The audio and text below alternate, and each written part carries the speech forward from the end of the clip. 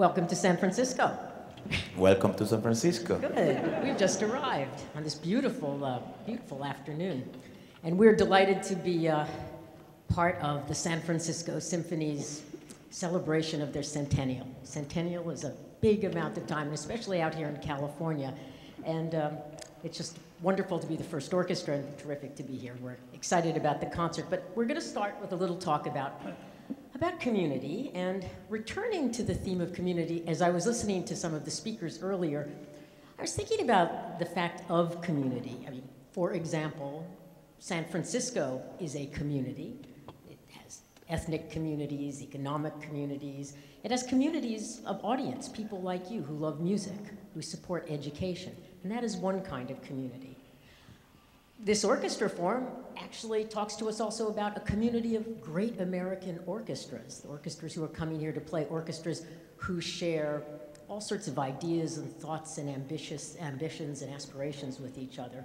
And I have to say that of the great orchestras in this country, the orchestras of San Francisco and Los Angeles have a very special relationship, and I think are really standard bearers of what is unique and innovative and very healthy in American orchestral life today.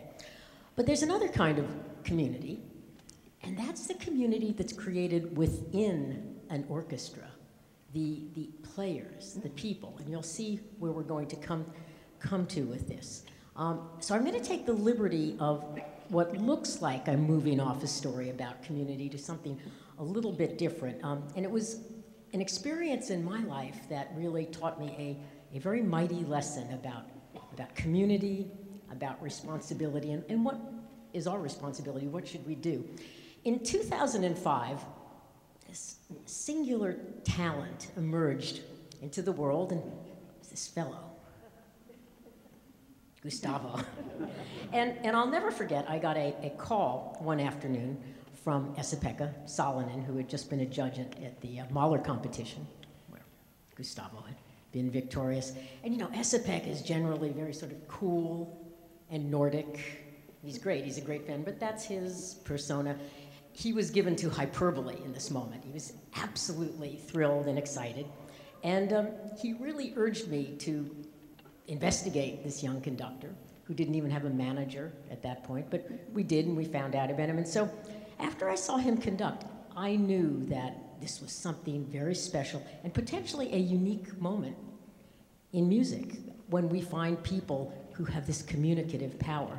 So I formed a plan.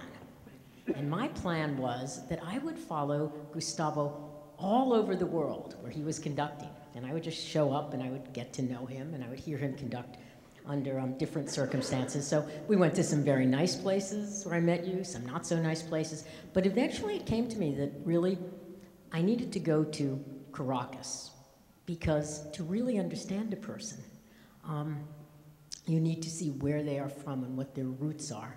And I went to Caracas, and I will say that that trip really changed my life for a number of reasons. The first was just having a chance to observe El Sistema, and we'll talk more about El Sistema later on, to see what it means in the life of the people who were involved and in the country, and to meet the visionary who founded El Sistema, Jose Antonio Abreu, and to really see Gustavo in that milieu was a time, as I said, that changed my life. And when I left Caracas, after that 10 days or whatever it was, there was one thing I was sure of and one I wasn't. I wasn't sure that we could bring Gustavo back to be our music director in Los Angeles. I know we wanted to, but you never know what will happen.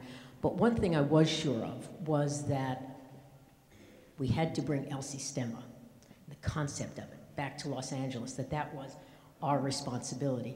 So I start the story there, and now I turn to you, because really I think what people are interested, Gustavo, in hearing about is sharing some of your story, what it meant to you growing up in, at least at the start, in the small town of Barquisimeto, going to the Núcleo there, and telling people a little bit about your life and how the philosophies of Maestro Abreu affected you and the outcome of your life. And of course now you're sort of the symbol of El Sistema.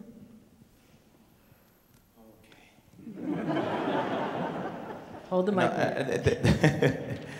The first thing is, like, you know, uh, I was thinking she was a stalker.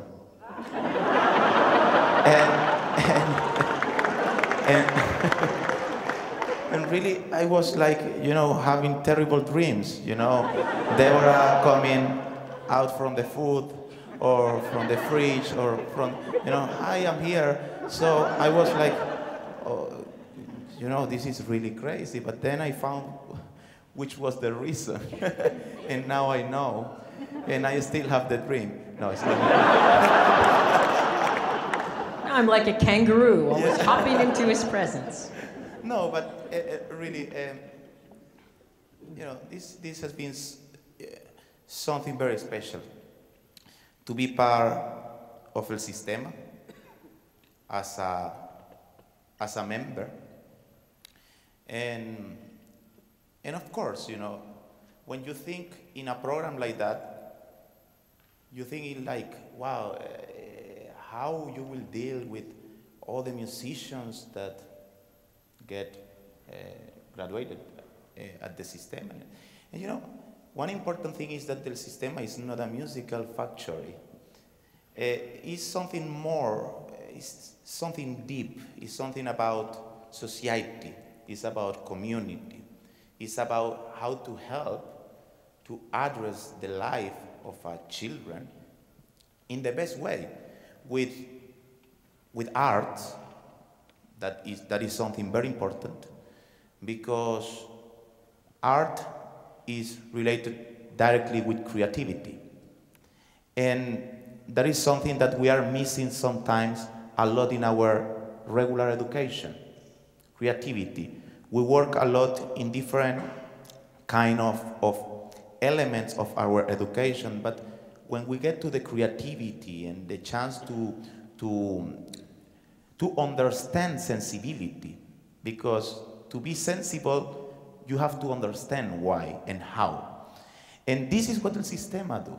The Sistema is bringing beauty to the children.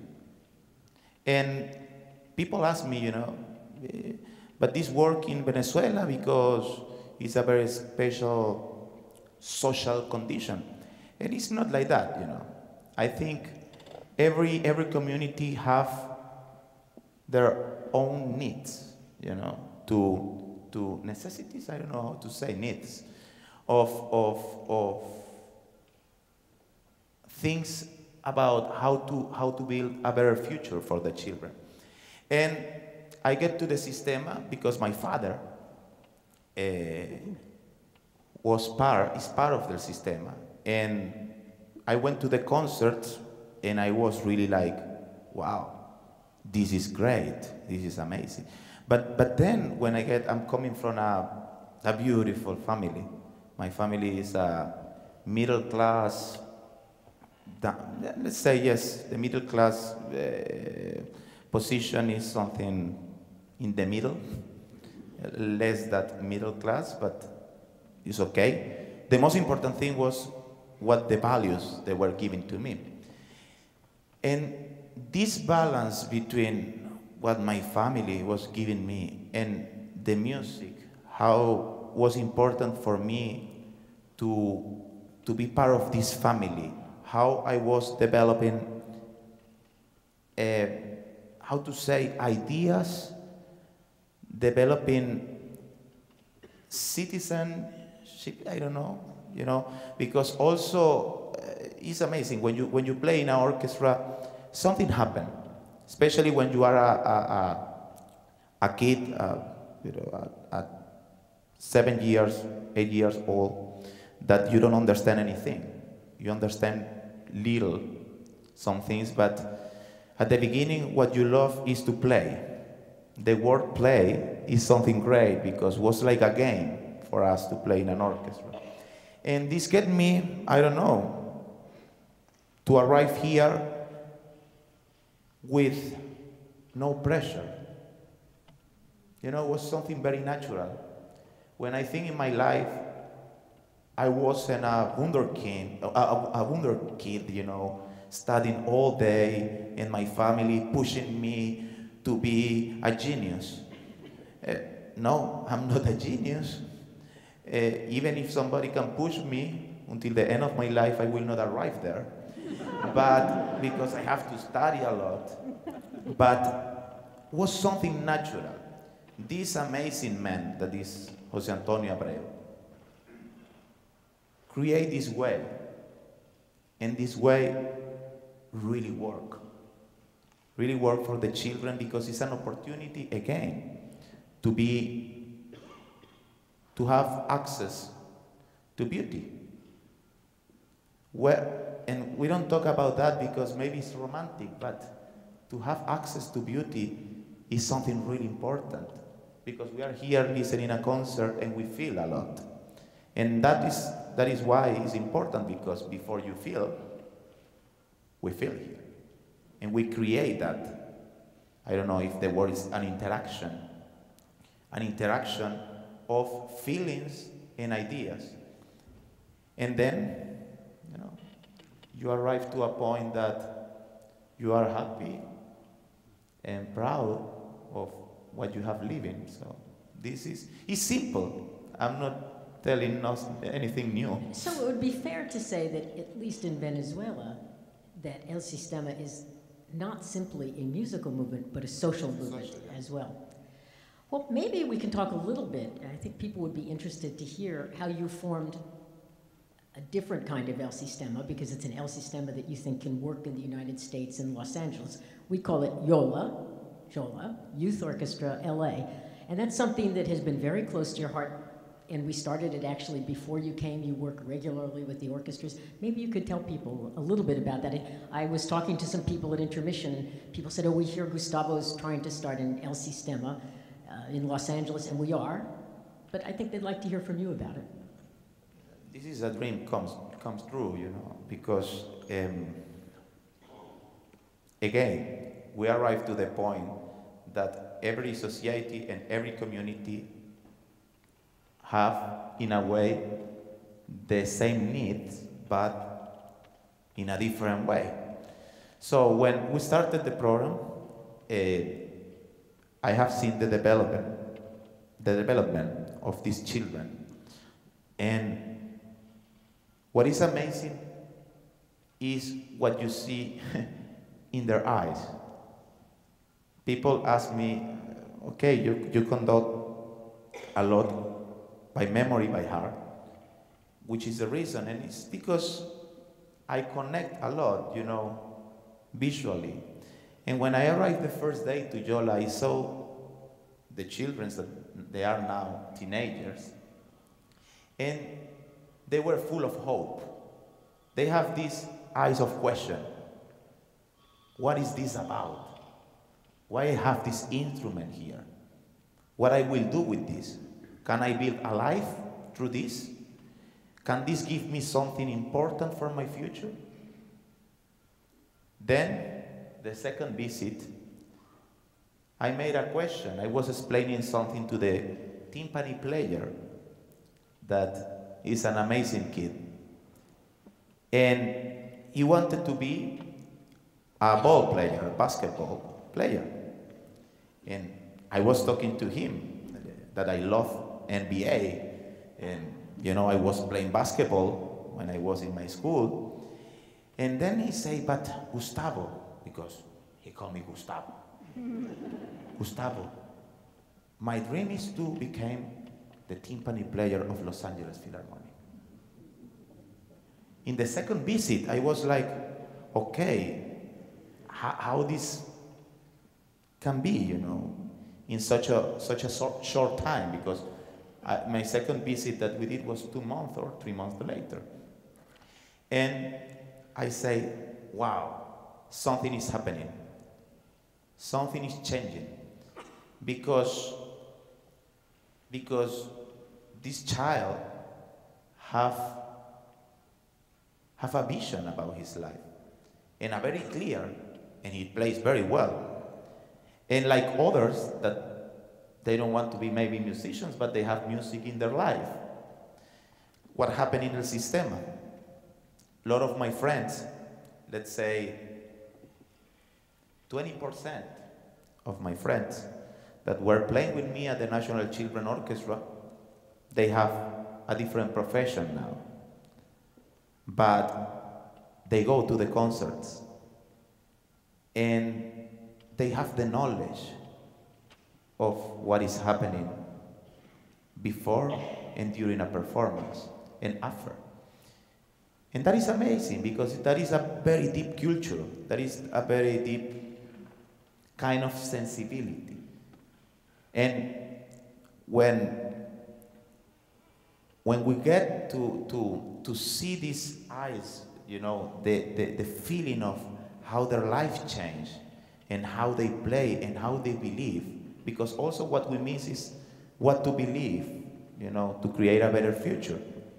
Can you imagine if for an adult it's difficult, for a child is not a question, but at the same time it's a question, especially when you don't have access to many things. And so this is the thing in Yola. So it's so deep. It's more about the music. It's about their own communities and how the community feel proud of them. Yeah, I'll never forget, I mean, first of all, just technically how we do it, we form nucleos, little music schools. We find partnering with community centers has been very successful for us. So these are after-school programs. We get instruments for the young people. We get them group lessons. We get them individual lessons. They come after school. And I want to come back and talk about the first time they played in public. But this was the second time they played in public. It was their first solo concert. And it was given at a place called Santee High School, junior high school in Los Angeles, in a pretty tough neighborhood. And I got there, I was going to this concert, and I got there sort of late because I thought, well, I'll be able to get in. Maybe they'll even save me a seat, but there'll be plenty of seats. I got in, the entire auditorium was packed, and it was filled with people and their families. So it was like dropping a stone in a pond and watching the circles just move out. So that was, there is a commitment, there's an excitement, and it is already changing people's And that lives. called the attention of the other young part of the community. I love what Meli Mehta said. I was talking to the doctor of the orchestra this morning, and he said how to call the attention of young people to classical music. And the way is to see other young people playing, and it's true. They feel connected because they see young people enjoying and playing music, and playing an instrument, playing classical music. So, yeah. Well, when you were introduced, we had your inaugural concert as music director, you made some very different choices from what most people do when they start as music director. You chose not to have the concert at Walt Disney Concert Hall, but to have it at the Hollywood Bowl. You chose to have all free prices. It was a concert that was free and open to the public. You chose to have a concert that led up to the evening's concert, which was a day of youth orchestras and mentorship, so that there were hundreds of young people participating. And the very first notes you conducted as our official music director, you didn't conduct the Los Angeles Philharmonic, you conducted the Yola Orchestra. And they did an arrangement of Beethoven 9, Ode to Joy, and then later in the evening, the whole orchestra came together, Los Angeles Philharmonic Community Chorus, and played it. From my point of view, I remember when we put it up on the internet, it was like a Rolling Stones concert. I mean, the internet almost crashed. I mean, it was gone in a moment, 18,000 seats out the window. But beyond that, that was great, but you had a message. You were trying to send a very strong message with that gesture. What was it? The music is for everybody. And that everybody have the access to music and to arts, as a human right. And that is important. I love it also in that concert that we have, I still remember, the pool area, that is the most expensive tickets. They were for the children and for the families of the children.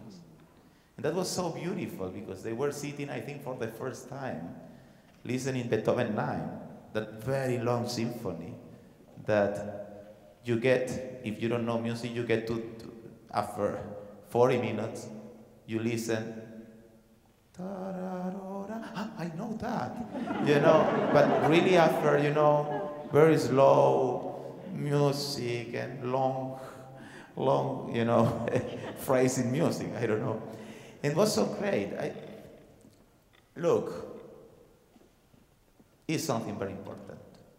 It's something very important to give this opportunity to the people that don't have the chance to be close to arts and to music, especially to classical music.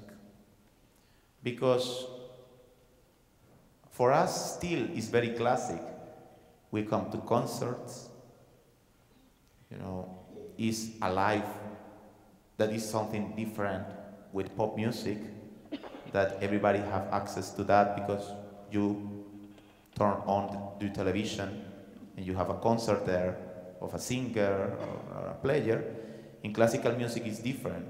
When you see a program in the television of classical music, you know, sometimes at 11 o'clock on Sunday, where, you know, we are all sleeping. Can you imagine if we are sleeping? A child, you know, have to go to the school next day. So it's different. So the important thing is what to do, in which way, how to do. And the way is to bring the you know, giving the best, and in the easy way. The easy way for them is to build their, how to say, their own vision about music, you know, and about, especially about classical music. Because now they have concerts, and how you say, they are full, you know. So all the time, you know, all the family and the friend of the families, and maybe people in the community listen, wow. And they became proud, they became part, they are a new audience. So, it's, you know, an interaction. That is what happened in Venezuela. And it is the new face of Los Angeles as well. Do you mind if we talk about music for a minute? Is that okay? Regular, I mean, the concert. I was thinking today that, you know, here we are. You're bringing for the centennial these two programs to San Francisco, and they're sort of unusual. First, 2 nights ago, we had the world premiere of a concerto for electric cello and orchestra by Enrique Chapela, magnetar, which you will hear later tonight. That's preceded by a piece by John Adams, Short Ride in a Fast Machine. And then we'll do the Prokofiev 5. The other concert, a few weeks ago, we had just 2 weeks ago, big and wonderful piece, Ritual, by Stefan Benzikry, also preceded by a John Adams piece. So we have a little, you know, John Adams is our creative chair, so we have John in different places. And then Symphony Fantastique. But it seems to me that's a little unusual. That's not the standard kind of fare. How did you come to that? Why is that so comfortable for you? What community does that form for you? I think there are 2 beautiful programs. First, because we have John Adams as one of the most important American composers. And I was thinking what to have, you know, between John Adams and a very important piece of the repertoire, like Fantastic Symphony and Prokofiev 5th Symphony are. And wow, I just thought, look, this would be beautiful to give the opportunity to a young Latin composer to write a piece for the orchestra and to play that music, you know. It's like to have the bless of, you know, of Adams, Prokofiev, and Berlioz, and of course with Los Angeles Philharmonic. And Esteban Benzekri wrote this piece for me like 2 years ago. I made a premiere in Gothenburg. And it was amazing. I always have admired Esteban about his taste, about colors. And it's amazing with this piece, Rituales Amerindios, that is inspired by our pre-Hispanic culture. How you can feel the echo of the Cusco or Machu Picchu. And then you arrive to Teotihuacan and you feel the monumental feeling that is something great that somebody, for me, Esteban is like the new Revueltas. Silvestre Revueltas was like together with Carlos Chavez in Astera, Villalobos, Julián Orbón, Esteves in Venezuela. And I think at that time was Aaron Copland. They were the main composers of that time, of our America, of all America.